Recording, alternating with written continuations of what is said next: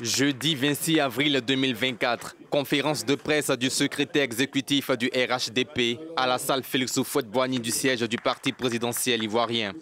Plusieurs questions d'ordre national et international étaient au cœur de cette sortie médiatique du ministre Ibrahima Cissé Bakongo, dont le débat sur la suppression de la commune du Plateau, une position qu'il défend et argumente.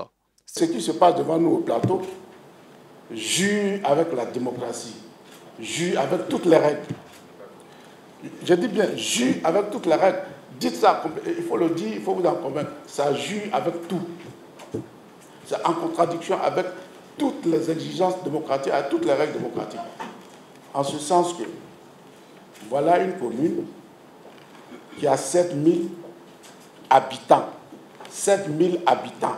Et pendant les élections municipales, 82 000 électeurs. Est-ce que vous trouvez ça normal? Ce n'est pas normal qu'on aille prendre des mercenaires dans d'autres villes, dans d'autres communes pour venir élire le maire d'une commune qui, après son élection, à la limite, n'a absolument rien, je dis bien absolument rien à devoir aux 7000 qui sont dans sa commune. C'est-à-dire, lui, il n'a absolument rien à faire avec les 7000. Puis les 7000 n'ont pas voté, c'est 82 000 pris ailleurs. À Yopougon, à Tekoubé, à Djamé, à Koumassi, un peu partout. On prend partout et puis on vient, quand ils ont fini les mercenaires, c'est un pied à la démocratie.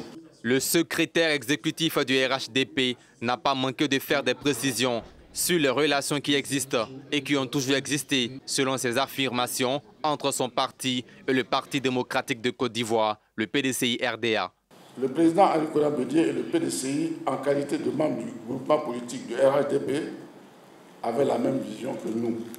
Rien ne peut opposer le RHDP au PDCI. Je dis bien rien, absolument rien. Car nous avons été nourris à la même sœur vivifiante, nous partageons la même philosophie, la paix, le dialogue, la cohésion sociale si chère au père fondateur de notre pays, le président Félix Houphouët-Boigny. Le RHDP et le PDCI sont appelés de toute façon à se retrouver et à poursuivre la marche ensemble vers un destin encore plus lumineux pour la Côte d'Ivoire. Pour nous, rien n'a changé. N'en déplaise à ceux qui n'ont jamais admis avoir causé du tort à la Côte d'Ivoire.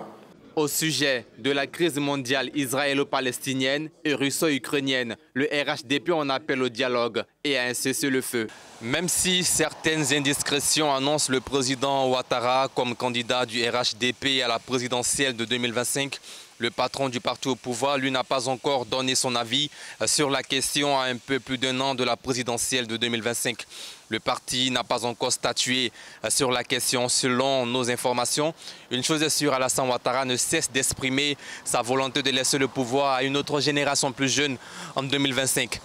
Du côté de l'opposition politique, des voix sonnent le nom de Tidiane Thiam comme candidat du PDCI-RDA, laquelle candidature devait être officielle après la convention du parti dans quelques mois, après les obsèques d'Henri Konan Bédié, tandis que du côté du PPACI, les choses se précisent. Le 10 mai prochain, lors d'une convention à Abidjan, le nom du candidat du parti de l'ancien président Laurent Gbagbo sera connu. Peut-être lui-même Laurent Gbagbo, bien qu'étant inéligible pour l'heure et absent sur la liste électorale.